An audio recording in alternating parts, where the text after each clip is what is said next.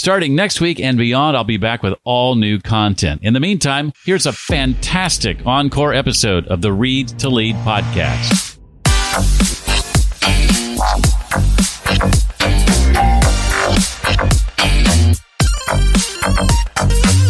If somebody's used to making $70,000, they'll look for jobs that are paying $65 to $75. If there's a job promoted that pays $130 and it's exactly describing what they do, they often don't even apply because they're already thinking, they wouldn't see me as deserving of that.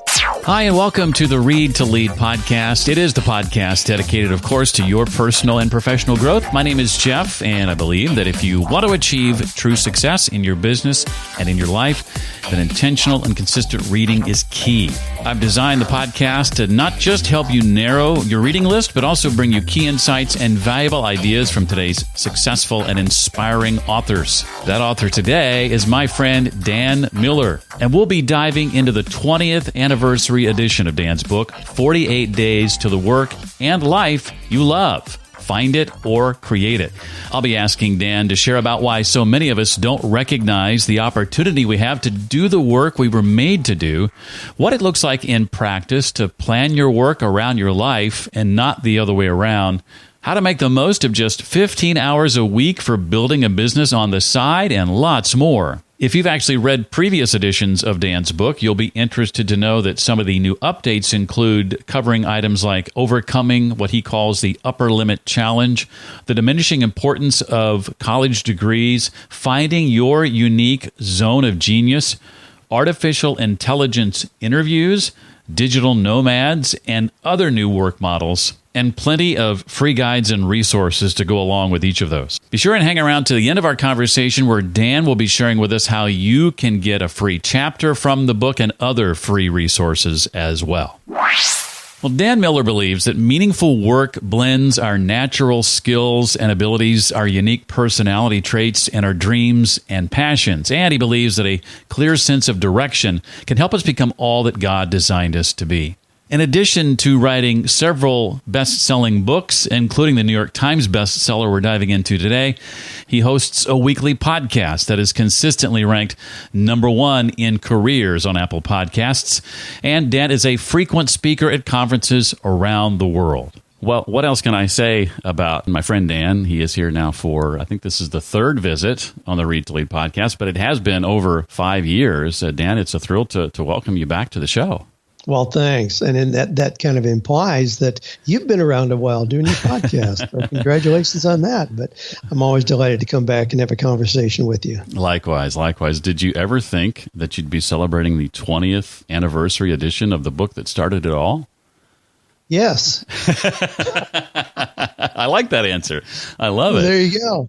As you know, I'm one of these glass half full kind of guys. Yeah. I have big expectations. I have a lot of positive expectations that seem to actually materialize, that come true. So I knew when I first came out that this was really going to be a core message of mine that I was going to maintain. The 20 years has passed in the blink of an eye. That's true. But here we are, still in hardback, updated every 5 years. So I'm really honored by that, but thrilled to be able to continue sharing that message. Well, I understand you did an interview recently with our mutual friend, Rory Vaden, and I want to steal one of the questions I know that he asked you, and that is about maintaining a brand. You know, you started with this 48 Days brand and have been able to maintain that now for 2 decades. What has that process been like, and what have you learned from it all, you know, especially in light of the fact that, you know, you were kind of getting started before things like social media and all that existed? Yeah, absolutely. When I started, we didn't even have blogs, let alone podcasts, Facebook, Instagram, Pinterest, TikTok, and all those things. Didn't have all those, which a lot of people today think those are essential tools. You can't do a business without them. Well, sure you can. But you know, the continuing theme, Jeff, through all those years has been nurturing relationships. That's been the continuing theme. That's why the brand message can continue, and why, if today podcasts are popular, sure, I can just reach out to friends like you and say, well, can we have a conversation about this? And it's readily there. But before that, I mean, I would go to little churches and speak there. I'd talk to chambers of commerce, to Rotary clubs. My business was exploding before we had any of these social media tools that we have today. And thus, I don't feel very vulnerable if things go away. if all of a sudden we don't have access, and I won't pull out any names that seem to be in jeopardy right now, but if some of those things go away, I'm not concerned about that. We're still going to have effective ways to connect and collaborate and create. And so it's been in doing those but it's really nurturing relationships is the primary thing that has allowed me to maintain that brand. People share. I hope that I'm still accessible to people, and they share with people who they care about. And it's continued in that way. Well, pretend someone's listening right now who, like me, has read past versions, and they're curious about this new one. What would you say is different about this one? How has it changed from previous versions of 48 Days to the Work You Love? Sure. Back in 2000, the first version, the core message in there is figure out how God has uniquely gifted you in terms of talents, passions, dreams, visions, and then how can you translate that into meaningful, productive, profitable work on Monday morning? That's the message. That has not changed. However, as we look around, what's changing in the workplace, it's pretty dramatic.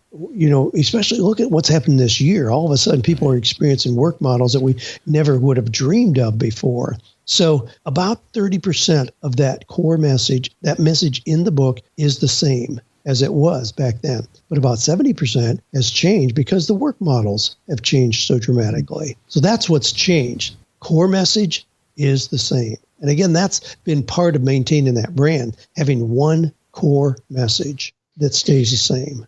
Why do you think, Dan, that more people don't recognize the opportunity that we all have, I think, to do work that we were really made to do? There's a lot of cultural bias against what you just described.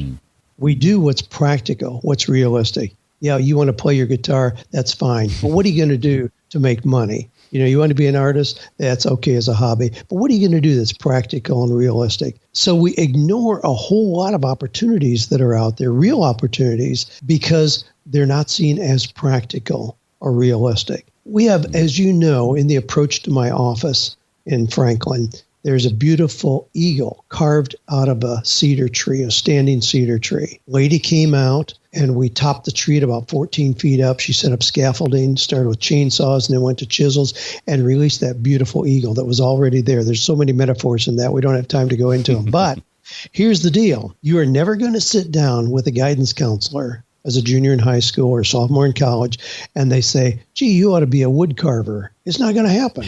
They're going to have traditional things: doctor, attorney, pharmacist, teacher, plumber, electrician. So we're going to have a very traditional list, a very short list, realistically, of things you can choose from. That just doesn't match the complexity of individuals out here. And so people have to be trained to believe there are possibilities that fit their uniqueness. Academic systems don't do that. That has to come outside of that. Yeah, where does that training begin? What are some? Is that finding the right books? Is it listening to the right podcasts? Is it that and other things? How would you describe that?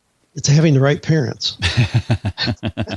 I mean, what a privilege to be able to nurture, kids in that path path of discovery when they have so many options. And there's a verse in Proverbs 22:6, train up a child in the way he should go. We all know that verse. And we kind of assume that means, just hammer them to think like we did. No, in the original translation, it means train up a child in the way that he or she is bent. Our challenge as teachers, educators, pastors, parents is to figure out how is this child really uniquely wired, gifted, and help them develop in that, even if it seems to be contrary to what's realistic or practical. I've got right above me here in my office a beautiful, beautiful painting done by a young man who came to me as a pastor. And he had had a dramatic experience in his own life and thought the best way he could serve God is to be a pastor. So he went to seminary, was ordained, and as pastor of a little church. Well, they paid him peanuts, as is typical in a starting position like that. And he was miserable, but he was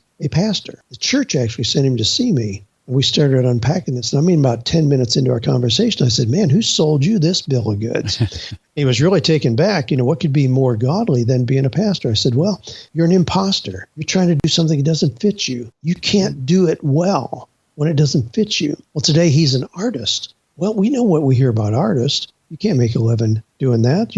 Artists starve, starving artist. No, if that's how you are wired, how you're gifted, then your best opportunity for fulfillment and profitability is in doing that. I'm confident he makes 10 times what he was making as a pastor. He hasn't walked away from any kind of calling. He walked into it because he didn't understand it to start with. It's that authenticity. I'm not an artist. I couldn't do what he does. But for him, that's where that blend of passion, talent, and money come together. Wow, what a cool thing. What if I'm someone who is not fortunate to have the right parents? What advice would you give me then? I put you on the spot there. Well, it's not on the spot at all because, frankly, I did not have parents that encouraged me to do what I did. I had parents who were adamantly opposed to me finding my unique path. My dad was a farmer, and the expectation, the obligation of me was to go to school until I was 16 years old, what the state required, and then help him on the farm. That was the only option given. My desire to learn more, to go more, be more, have more was not in line with my parents' lifestyle or theology. So I did not get it there. But what I did do, and what anybody can do, is to reach out to people who will encourage you on that individual path. Initially, I had virtual mentors, where I started listening to programs like with Zig Ziglar and Dennis Waitley and Norman Vincent Peale and Earl Nightingale, Napoleon Hill, all those old masters of achievement. Those are the ones who opened my eyes. Now, as time went on, then I was able to meet real life people as well, and some of those incidentally too, but real life people who were models of what I wanted to achieve. And they encouraged me, stretched me, and allowed me to find my own way. A lot of that was done through books as well. But, it's so easy to access the information to help guide us, to help us think bigger and to see outside the lines of what we may be doing now in today's environment. It's there. So even if it's not from parents or teachers or people who are well-meaning closest to you, and often people who are closest to it are the naysayers. They're the ones that are saying, nobody in this family's ever made $100,000. What makes you think you could do that? They're the ones pulling us back down. So we have to be real intentional about finding those people who will be our cheerleaders. And that kind of leads to my next question, because I think what you just said sort of bleeds into it a little bit. You unpack something in the book called the Upper Limit Challenge. Describe what that is and how we can get beyond it. The Upper Limit Challenge is a concept whereby we always have a sense of what we deserve. If I'm working with somebody who's looking for a traditional job, they usually give themselves about a $10,000 window. So if somebody's used to making $70,000, they'll look for jobs that are paying $65,000 to $75,000. If there's a job promoted that pays $130,000 and it's exactly describing what they do, they often don't even apply because they're already thinking, somehow there's a disconnect. They wouldn't see me as deserving of that. That's very, very typical. Here's another example of the Upper Limit Challenge.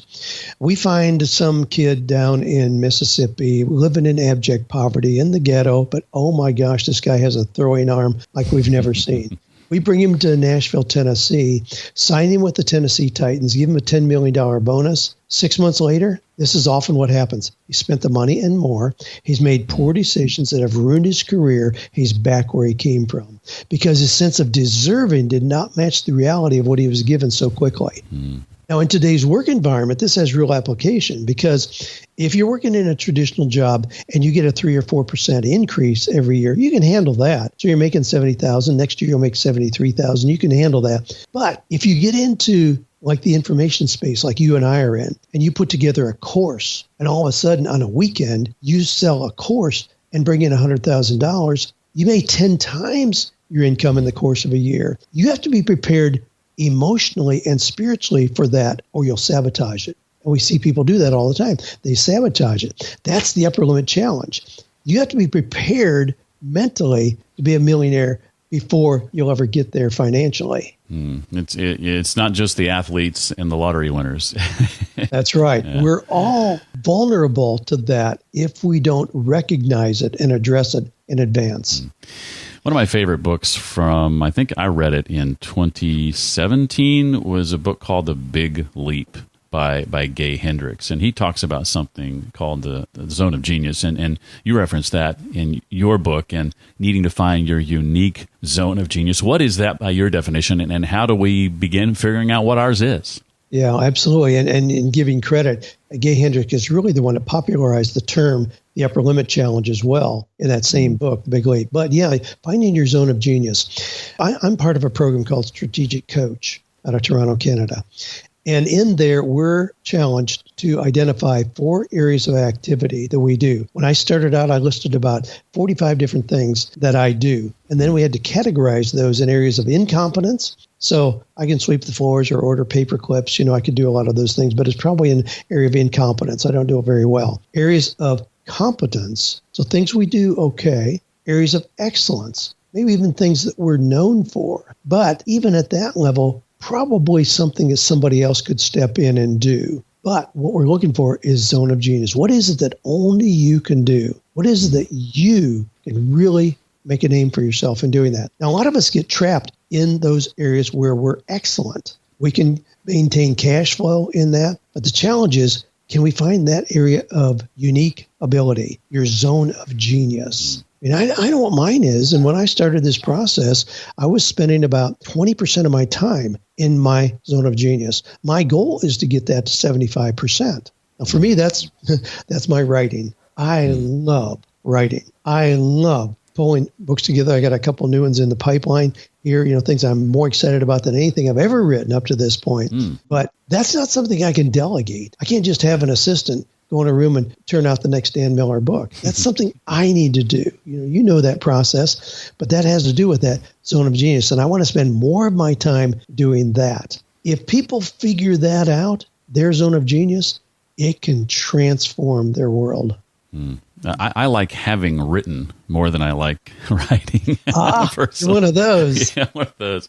Dan, what does it look like in practice to strive to plan our work around our life instead of the other way around, planning our life around our work? Again, with that, we kind of have to go against a cultural norm. The cultural norm is you graduate from college, as an example.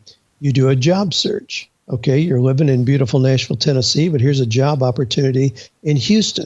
Well, it's hot in Houston. You don't want to go there, but there's where the job is. People often do that. They then go there and then try to make their life work. That's an example of that. My encouragement is plan your life first. Decide where you want to live. Do you want seasonal changes? Do you want hot or cold? Do you want big and urban environment, or do you want more in the country? I mean, you can be anywhere in the world. So really, literally, in doing that, then design what is the work that you're going to do that allows you the lifestyle that you want. Now, in today's environment, where work models have been just dismantled in so many ways, it's easier than ever to do that. But we still find people who feel trapped by virtue of their job, their work.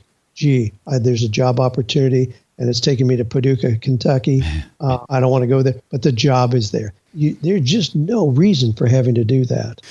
Then if you were giving advice to someone, say, looking to build a business and they've only got, 15 hours a week to spare, and they're thinking, geez, I just don't know if that's enough. What advice would you give? Oh, I love that question. And so many people are doing that. They have a little spare time. They're still working a full-time job, 40 hours, but we all have discretionary time. I mean, we have 168 hours a week, and that 40, even if you sleep, then in addition, sleep 8 hours a night, have some transportation time going to church, involved in your community with your family, you still have discretionary time. 15 hours, you can really do something dramatic in a period of time as short as like 60, 90 days. But you have to have it dissected into 4 different areas. A lot of people, when they say they are going to start a business, 6 months later, they've read 20 books. They've gone to 3 conferences. They've listened to 70 podcasts. They've done all this stuff to increase their knowledge, and they've never put a penny in the bank. You can't do that.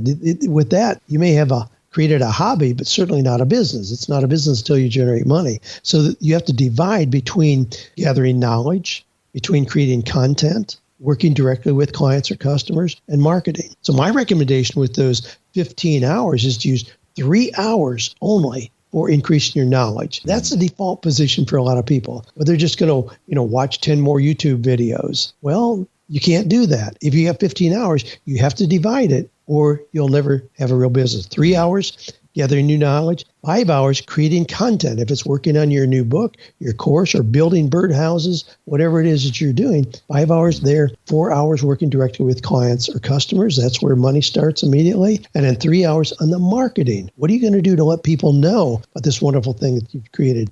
If you divide it in those 4 areas, you can use 15 hours a week and build very profitably a business in a very short period of time. Something that I've heard you talk about, and I'm curious to know if you still do, I assume you still do this, but at the end of the year, you kind of evaluate all that you've been doing, and you look for things to cut, things to stop doing. I think the figure was like 10%. 15. Okay. Can you talk a bit about that process, why you looked for what you can cut before you jump into the next year? Yeah, I certainly. And I do that. I'm very rigorous about doing that. Because I don't want to get stuck in sameness. I don't want to get stuck in predictability, even if it appears to be successful. I want to always be growing and learning. And frankly, what I've found from my experience is that it's the things that I bring into that new 15% that turn out to be bigger adventures than I ever experienced before. We talk about the value of building habits. We talk about, 21 days, whatever. I heard recently it's 66 days, whatever. But anyway, we build habits. And some of those, like running or spending 30 minutes a day in devotions or brushing your teeth or whatever, certainly habits we want to build in. But if we get all of our life just built in predictable habits, then the question is, what room do we allow for those new adventures, for new opportunities? Have we restricted our ability to even recognize those if they're available? Now, this year, a lot of people have had their routines totally dismantled. And so they've been forced to look at new things in new ways. I think it's actually healthy in some ways, and I don't want to diminish the hardship that it's created for a lot of people. But for some people, it's been a real wake-up call that's going to open the door to more success, more fulfillment than they ever experienced before. For me, I eliminate 15% of what I've been doing the previous year. And then that opens the door. Okay, what can I experiment with now in that 15%? I love your take on this year, too. It's more of that glass half full abundance versus scarcity mindset. I know another habit you cultivated. I'm curious to know if you still cultivate. How much time each week, Dan, do you give yourself to just sit for ideas, to just spend time thinking? Yeah, and I do that. If I scheduled every minute of every day, I'd have pretty predictable results. But I love that. Henry Ford used to talk about he didn't want people who were always just working for him. He wanted people who would sit for ideas. Thomas Edison was known for going down to the river in the morning, throwing a fishing line out with a bobber, and he'd be there for an hour or so. Didn't have any bait on his hook at all, but it was the process of sitting there thinking. Now, here's how my schedule goes. Monday, I deal with everything addressing business needs. So meeting with my team, considering new software, new vendor relationships, whatever, that's all on Monday. Tuesday is a coaching day for me. Any coaching calls that I have, working with my mastermind, our coaching mastery students, that's all on Tuesday. Wednesday morning, I do my podcast. Wednesday afternoon, I'm available for interviews. The only time I'm available for interviews. Thursday and Friday, you look at my schedule, no appointments, no commitments, nothing. Thursday and Friday, those are what I designate deep work, from Cal Newport's terminology, deep work. So they're unscheduled. Now, that doesn't mean I'm unproductive. That doesn't mean I'm just, twiddling my thumbs or gazing at my navel. But those are days when I read, I think, I write. That's when I'm creating new content. So manuscripts I'm working on, new courses, new seminars, those all happen on Thursday and Friday. There's a lot of just thinking time there. I may go for a walk or just go to a park somewhere or just go out on our lanai and just sit there. Just think. I value that. I don't see that as unproductive time at all. Now, my tendency is, and my wife will tell you this, it's hard for me to just not think. Wherever we are, I'm thinking about new ideas that I can put legs on. It's just how I'm wired.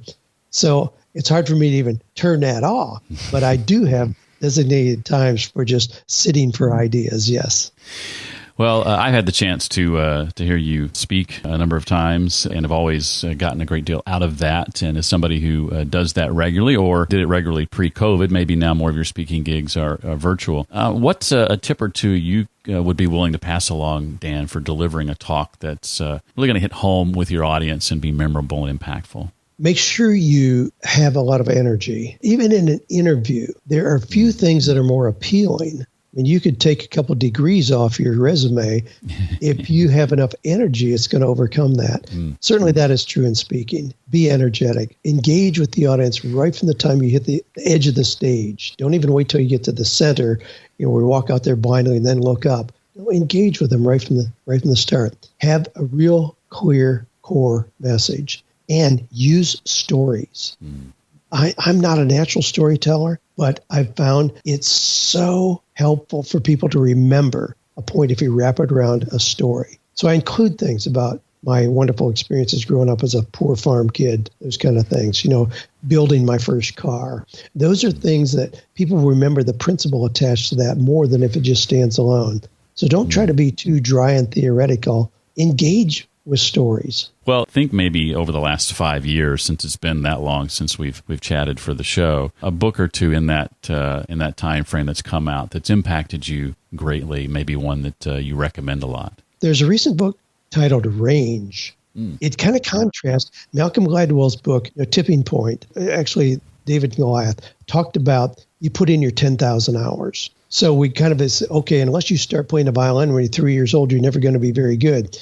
Range dismantles that totally. It profiles people like Roger Federer playing tennis, who he didn't settle in on that till he was like in his 20s. And it talks about the value of experimenting with a whole lot of different things before you really settle in. Okay. And it kind of dismantled the idea that unless you get to start really early and focus on one thing only, you're never going to be good.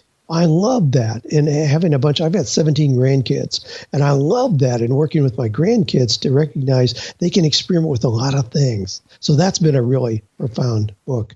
There's a new book out called Mentor to Millions by Mark Tim and Kevin Harrington. Kevin Harrington was one of the original sharks on Shark Tank that I really love. I've gotten copies for everybody in my mastermind, but it focuses on success in life. Success in family, in addition to business. And Kevin Harrington has sold billions of dollars worth of products, late night commercials, as seen on TV, and all those kind of things he's known for. But he recognizes that unless you anticipate with eagerness driving into your driveway at night as that being another highlight of success in your life, you're not really successful. There's so many, Jeff. Oh my gosh. When you're in such a beautiful space and interviewing people week after week, there's so many books that really are profound. But I love these authors who turn out valuable content time after time. Well, speaking of impactful books, 48 Days to the Work and Life you love. I know you have a special offer for our listeners, Dan, a special webpage you set up for them. Tell us about that. We do indeed. We've got a page set up just for your listeners. If they go to 48days.com/RTL, Read to Lead, you'll see an opening chapter. There's a quiz there. It's 18 questions. I love it. It's beautiful. And help you assess how close are you to living your ideal life. And there's other bonuses there. Again, so it's 48days.com/RTL. Well, Dan, thank you so much for coming back and talking about the 20th anniversary edition of 48 Days. It's always a treat to chat with you. Can I come back in 5 years when I have the new version out? So you can come back before then if you want to. I am literally making notes for what'll be in the 2025 version. I update it every 5 years, and things are changing that rapidly after the craziness that's happening right now. We'll have some new sections in there. But thank you, Jeff. It's always an honor to come back and have the informal chats with you. We've been friends, but I love having discussions around content like this as well. Don't forget to take Dan up on his offer, those special resources at 48days.com/RTL. You can also find that link and links to other resources and books and whatnot that we discussed at the show notes page I've created just for this episode.